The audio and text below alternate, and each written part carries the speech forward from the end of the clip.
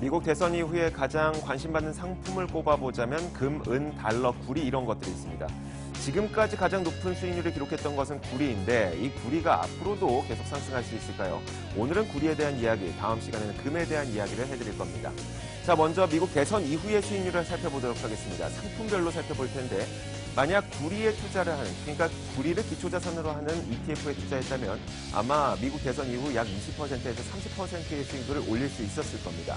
안전자산에 대한 관심이 높긴 하지만 만약 금에 투자했다면, 이 ETF에 투자했다면 금은 오히려 마이너스 수익을 기록했을 수가 있고요. 달러 강세에 대한 기대감이 계속 있긴 하지만 워낙 환율은 원체 그렇게 크게 움직이진 않기 때문에 약 2에서 3% 정도의 수익률을 올릴 수가 있었을 겁니다. 그렇다면 분명히 지금까지의 승자는 구리가 맞다는 것인데 중요한 것은 이거죠.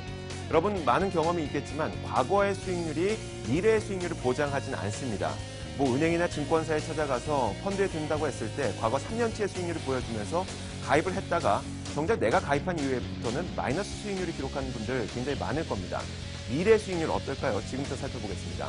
자, 먼저 구리는 여러분들 다 알고 있다시피 전 산업에서 사용이 됩니다.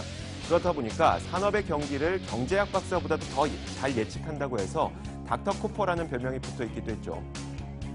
자, 그런데 이 구리에 대해서 어떤 이야기들이 나오고 있냐면 이 구리 가격이 최근에 급등한 이후로 표면적으로 나온 이야기들은 이런 겁니다. 트럼프가 인프라 투자를 확대하겠다고 하면서 구리의 수요가 늘어날 것이다 라는 거죠. 거기에다가 구리를 실제로 많이 사용하는 중국의 산업 생산 지표들이 좋아졌습니다. 그렇다 보니까 구리 가격이 급등했다는 평가가 나오고 있는데 실제로는 그렇게 보기는 좀 어렵습니다. 물론 장기적으로 봤을 때 여기서 말하는 장기라는 것은 트럼프가 국정을 운영하는 4년에서 연임까지 포함해서 8년까지 이렇게 굉장히 장기적으로 봤을 때에는 통신 설비나 도로 항만 이런 것들을 건설하다 보니까 결국 구리의 수요가 늘어날 것이고 이에 따라 구리 가격이 오를 것은 맞겠지만 최근 며칠간의 구리 가격 급등을 설명하기에는 역부족이라는 얘기죠. 그렇다 보니까 글로벌 금융사에서는 이런 분석들을 내놓고 있습니다. 시티그룹에서는 구리 가격이 이미 과도하게 올랐다고 분석했고요. 코메르츠방크에서는 구리 가격 상승은 지속이 불가능할 것이다 라고 얘기를 하고 있습니다. 왜 이런 분석을 내놨을까요? 그에 대한 해답은 월스트리트저널에서 내놓고 있습니다. 최근 구리 가격이 급등했던 이유는 인프라 투자에 대한 기대감보다는 최근에 나타난 이 공급 부족 현상 때문이라는 거죠. 또한 골드만삭스의 분석을 들어보면 구리 수요를 주도하는 국가는 미국이 아니라 중국이라는 겁니다. 실제로 지난 2015년에 전 세계 구리를 누가 가장 많이 사용했는지 살펴보니까 중국이 50%를 사용했고요. 미국이 8% 비중을 차지했습니다.